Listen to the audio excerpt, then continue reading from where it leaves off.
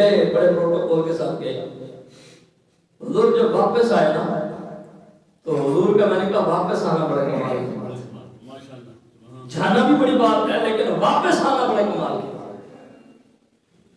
کیا خیال ہے آپ مدینہ شریف چلے جائیں واپس آنے کا دل کرتا ہے؟ مکہ شریف, مکہ میں اس کا گھر ہے نا, وہ تو نہیں ہے, وہ تو ہر جگہ موجود ہے. تو اس کے گھر کے پاس جا کے آنے کا دل نہیں کرتا, تو اس سے ملاقات کر کے واپس آنے کا دل کرتا ہے. تو جانا بھی کمال کی بات ہے لیکن جا کے پھر ملاقات کر کے واپس آ جانا یہ بڑی کمال کی بات ہے. اور قربان جائیں, دنیا کو تھوڑا سا شرف اعزاز مل جائے نا, پاؤں زمین پر نہیں لگتے. کسی کے پاس 4 پیسے آ جائیں تو بندے کو بندہ نہیں سمجھتا. حضور رات کو معراج کر کے آئے, بات کو سمجھیے, رات کو معراج کر کے آئے. حضور رات کو معراج کر کے آئے, صبح حضور اٹھے, گھر سے باہر تشریف لائے, دیکھا ایک بوڑھی عورت کمزور نہیں رو رہی ہے. حضور نے مائی سے حالات پوچھے, کہنے لگی میں کسی یہودی کی ہاں خادمہ ہوں, نوکر ہوں, نوکری کرتی ہوں, خدمت کرتی ہوں اس کی. اس نے مجھے کچھ دانے دیے تھے کہ یہ پسوا کے لے آؤ, آٹا بنوا کے لے آؤ. کہنے لگی بوڑھی تھی, تھک گئی ہوں, آٹا بنوایا لیکن دیر ہو گئی ہے, ٹائم سے لیٹ, دیر تاخیر ہو گئی ہے,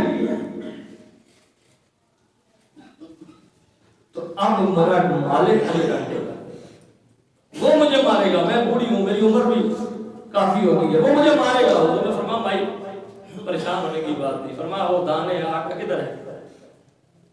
اس نے دکھایا, حضور نے وہ آٹا اپنے کاندھوں پہ رکھا. یہ اس رات سے دوسری رات کی بات ہے. رات کو وہ لامکان کی بلندیوں میں تھے, عرش پر معراج کرنے کے لیے گئے تھے, جنت کے جو محلات ہیں ان کے مشاہدے کر رہے تھے, حور و غلمان میں اپنے رحمت کرم کے جو خزانے ہیں وہ تقسیم کر رہے تھے. اور صبح وہ خاتون جس کا کوئی پرسانے حال نہیں ہے, اس کا وہ آٹے کا تھیلا مصطفیٰ نے کاندھوں پہ اٹھایا. آگے آگے مصطفیٰ چل رہے ہیں, پیچھے پیچھے وہ عورت چل رہی ہے. انہوں نے یہودی کے دروازے پہ دستک دی, اور میں یہ کہتا ہوں کہ اس کے دروازے پہ نہیں, اس کے دل پہ دستک دی. سبحان اللہ, دل پہ دستک دی.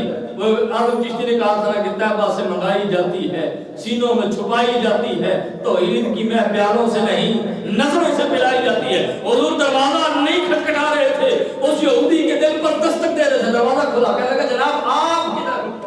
جانتے تو تھے پہچان, کہنے لگے آپ کدھر؟ اوپر حضور نے آقا بھی اٹھایا ہوا تھا, کہنے لگے آپ کدھر؟ ہمارے گھر کے دروازے پر کیسے؟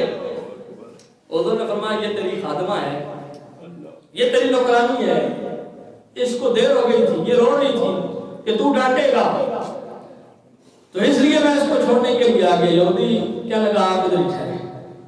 اس نے اپنے خاندان قبیلے والوں کو بلا لیا. اس نے کہا میں اعلان کرتا ہوں محمد اللہ کے سچے رسول ہیں, حضور اللہ کے سچے رسول. انہوں نے کہا تجھے کس نے بتایا؟ کہ میں تورات لے کے آتا ہوں. وہ تورات لے کے آیا, اس نے تورات کو کھولا. اس نے کہا اس نبی کی جو تورات کے اندر اور بہت ساری نشانیاں موجود ہیں, ایک اس نبی کی نشانی یہ ہے کہ جس رات اس نبی کو معراج کرایا جائے گا, اس سے دوسرے دن اس کی ایک بڑھیا سے ملاقات ہوگی, وہ رو رہی ہوگی, اس کا کوئی پرسانے حال نہیں ہوگا, وہ ایک یہودی کی ہاں خادمہ ہوگی, اور اس کو جب پریشانی کا سامنا ہوگا یہ نبی اس کی مشکل کو حل کرتے ہوئے, اس کی داد رسی کرتے ہوئے اس کا آٹا اپنے کاندھوں پہ اٹھا کے یہودی کے دروازے پہ آئے گا.